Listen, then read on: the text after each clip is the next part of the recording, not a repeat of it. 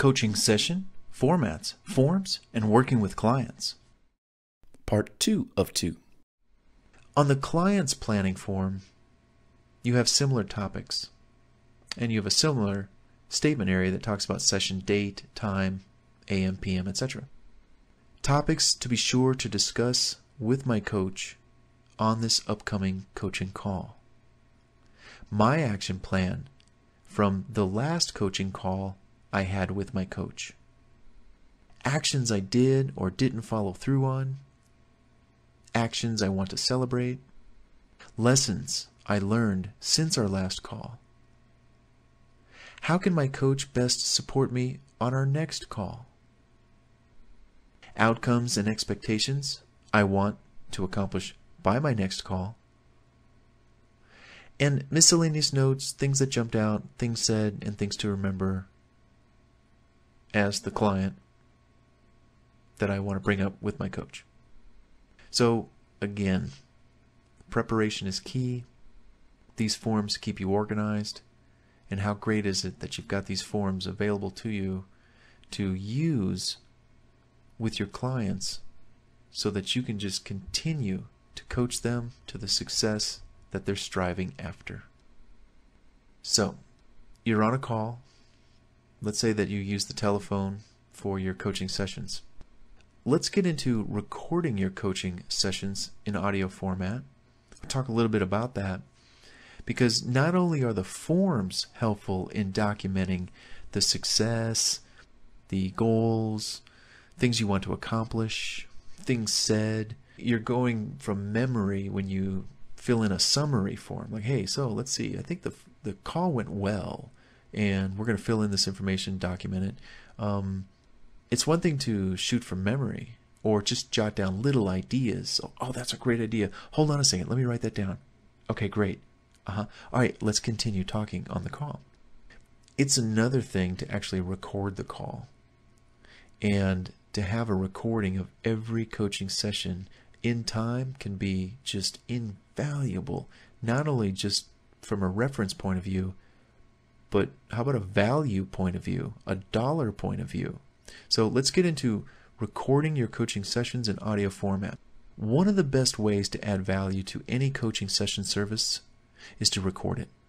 First, be sure to ask your client if it's okay to record the session. And you might just tell them, I record each session for training purposes and evaluation. Many states require by law that you inform the other party that you are recording them. So their permission is a must-have to record the session before you actually record it. Knowing that, here's why you should record your telephone coaching calls.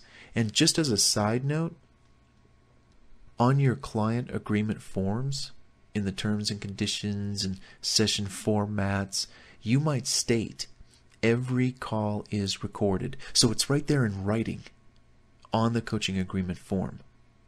So when you go to your client on the phone, hey, you know that we're recording this, right? He says, oh, I didn't know that. Yeah, it was stated in the coaching client agreement form that you signed. Oh, okay. Well, I guess that's okay. Now, if they say they don't want the call recorded, then you two should discuss that and ask them why. Because for the most part, you can say to them, this is for my record and yours. So I'll always retain a copy of this. No one's going to get it. I'm not going to sell it.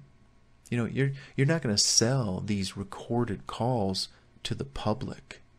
No. These recorded calls are held in reserve in case the client wants to buy it. Also, over time, you might go over those audio recordings yourself for, again, personal training. Let's see. I'm going to listen to how I worded that. That was so great. How I phrased that response to their problem so perfectly. How did I can't remember what I said exactly. I'll just go back to the audio recording. Knowing that, here's why you should record your telephone coaching calls. Number 1, it's difficult, if not impossible, to remember all the nuggets, gems, ideas, and inspirational moments that were said during each coaching session. You can only remember so much. Write so much down. You can only write as fast as you can before you have to keep talking about whatever it is you were talking about. If you're recording the call, there's nothing to worry about. You'll have a recording to fall back on. Number 2, like any skill you want to master, you should want to listen to your own calls played back to you. What did you say? Learn. Should have said. Should not have said. You know, sometimes there's things we should not say or ways how we should not say it. Go back and listen to how you said something that you shouldn't say next time. Number 3, from a monetary perspective, you can sell each recording to the customer for a fee or bundle it all in their coaching calls together at the end of their coaching program and sell all of them back to the customer for a nice fee, perhaps $97 or more. How about $10 a session times 12 sessions for $120? Hey, why not? Or, honestly, price it any way you want. $20, $50 per session, $100 per session. What are you discussing that you could warrant the price you want to charge? $100 a session, 12 sessions, $1,200. So they paid you for the coaching experience and the one-on-one time.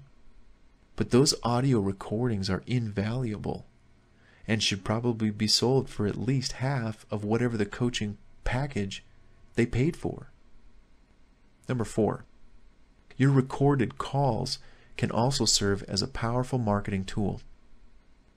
When you complete an outstanding coaching call, if you're doing all the talking on the recording, why not post the recording on your website for other potential clients to hear? Again, if you're the only one doing the talking, and that's not always the case, and you're not giving out any client contact or other similar information, hey, go for it. It's your voice and your advice.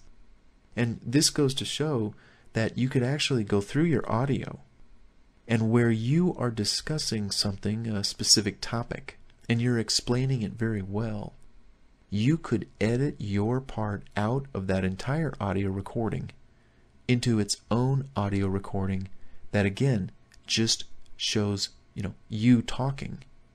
So you can provide a number of different, let's say, bundled examples of multiple audio recordings from different coaching sessions or one single session into one audio recording that might be 30 minutes long, 45 minutes long.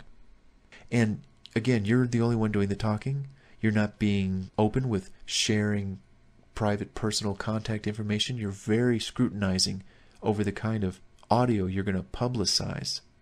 So as long as it's kind of generic and in line with what you teach and maybe in your sales copy, but you're just reinforcing it on a coaching call that somebody could get an example of, wow, very cool.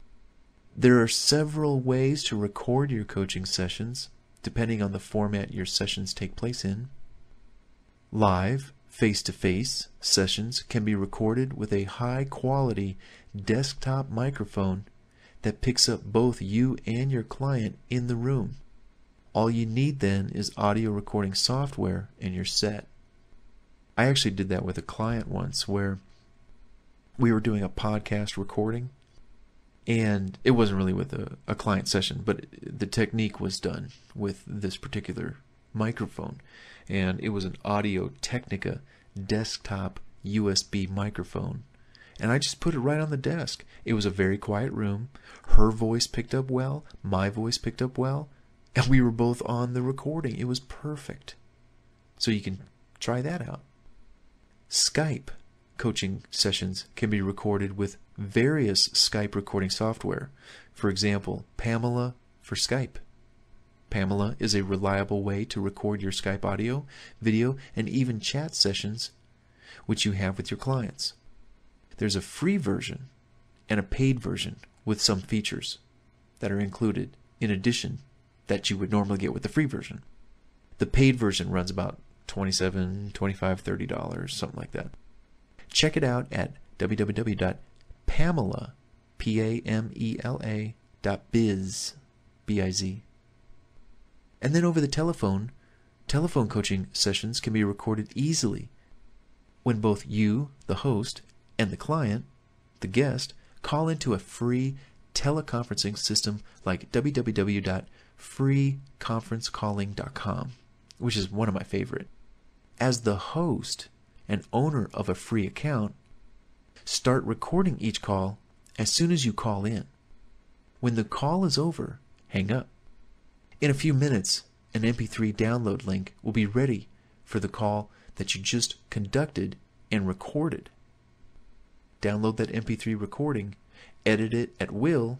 Typically, I like to delete the front and the back. There's usually a bunch of nonsense type talk, getting warmed up. Oh, hey, how's it going? Oh, how's your day? Blah, blah. Yeah.